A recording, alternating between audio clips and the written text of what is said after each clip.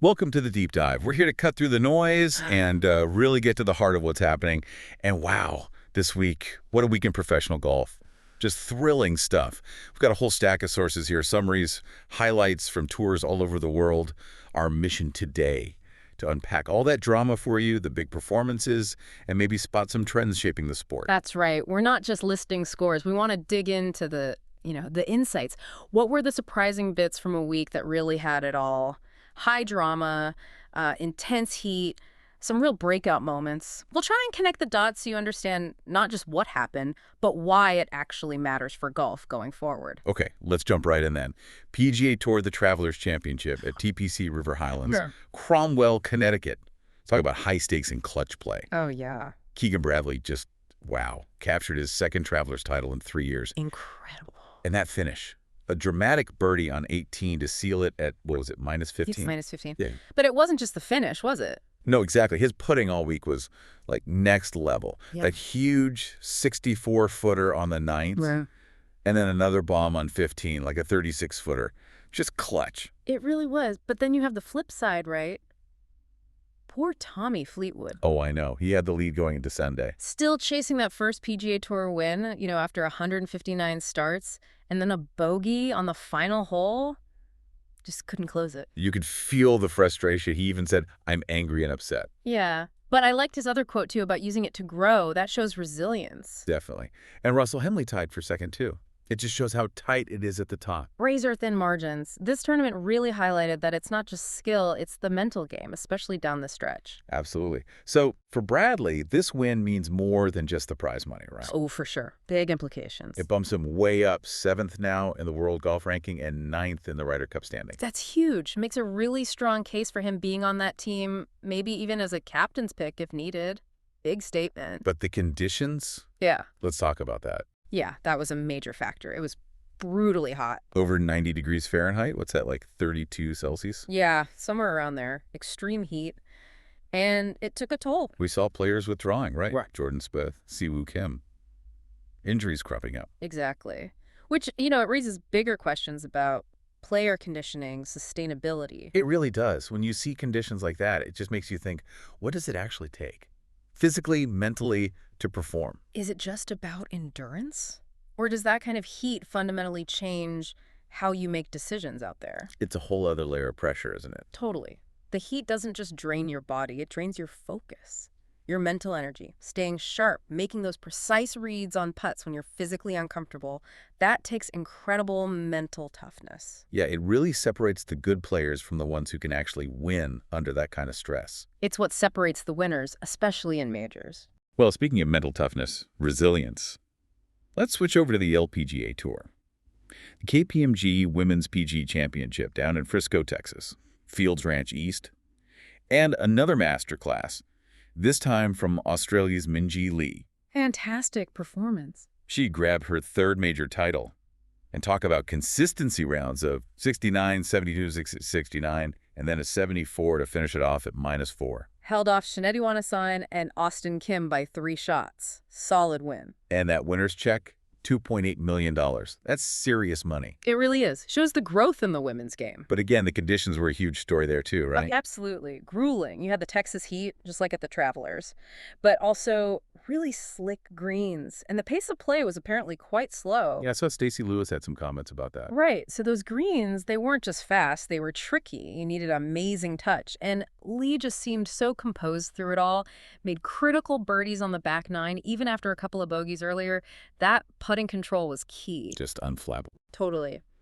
And looking at the bigger picture, this win really cements her place, one of Australia's best athletes. And it adds to this feeling that we're in a kind of golden era for women's golf. It does feel that way, doesn't it? Yeah, it's not just about the money, although that's growing. It's the depth of talent. Champions coming from all over the world, fierce competition every single week. It's elevating the whole sport. So what do you think is the secret? To staying that composed when it's hot, play is slow, the pressure's on? Well, I think it's a mix. Deep understanding of their own game, for one. Plus, just this incredible belief in their process, their routines. They've built mental strategies to filter out the noise. So it's not ignoring pressure, but managing it. Exactly. Having a system. Makes sense.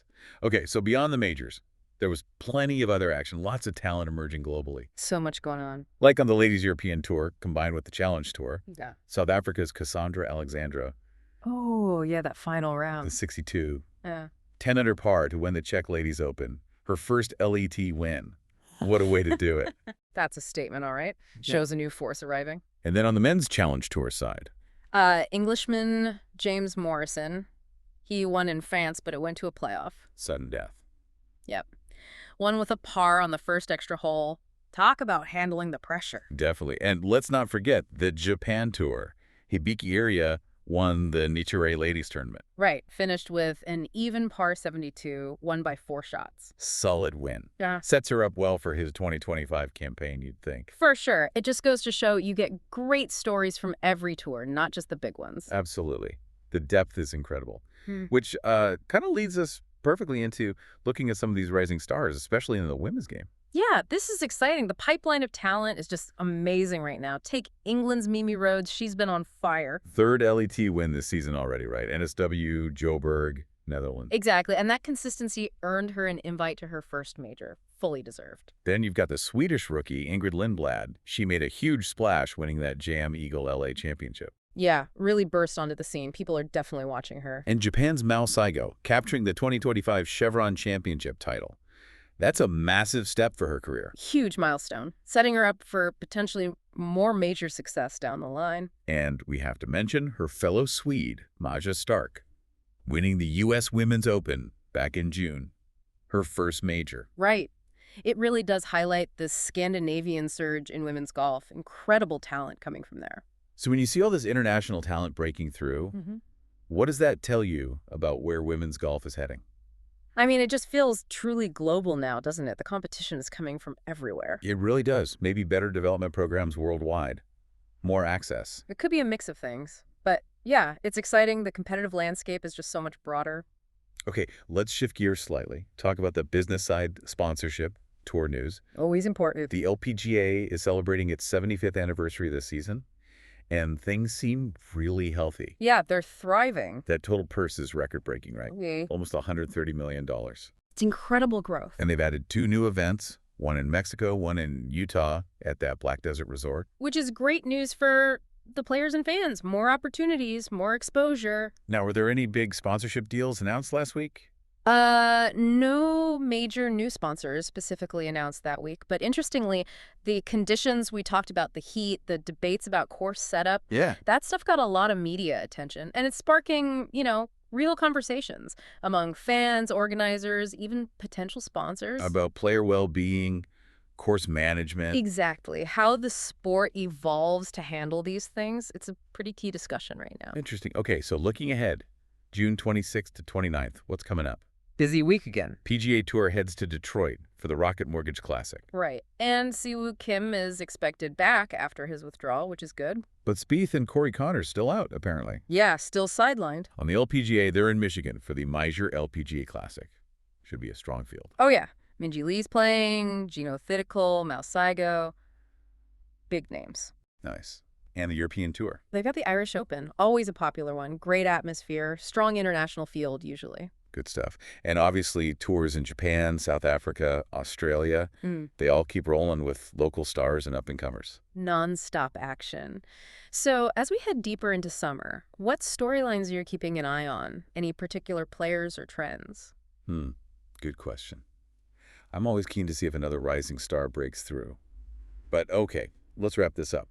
Quite a week we've covered, defined by, well, high drama, that intense heat, and some really impressive breakout wins. Absolutely. You won't forget Keegan Bradley's win anytime soon, that mental strength under pressure, or Minjee Lee's major victory, just clinical composure in really tough conditions. And seeing all those new stars emerging across the different tours. Yeah. It's exciting for the game. Definitely memorable moments for golf fans. And with summer really kicking into gear now, the schedule's packed. Promises more great storylines, more pressure moments for you to follow. Which brings us to a final thought, maybe. Given everything we saw this week, the physical demands, the extreme weather, what role do you think player well-being and maybe even adaptive course design will play going forward? How do the tours balance tradition with these new realities? Exactly. And what impact will that have on the game that you watch every week? Something to think about.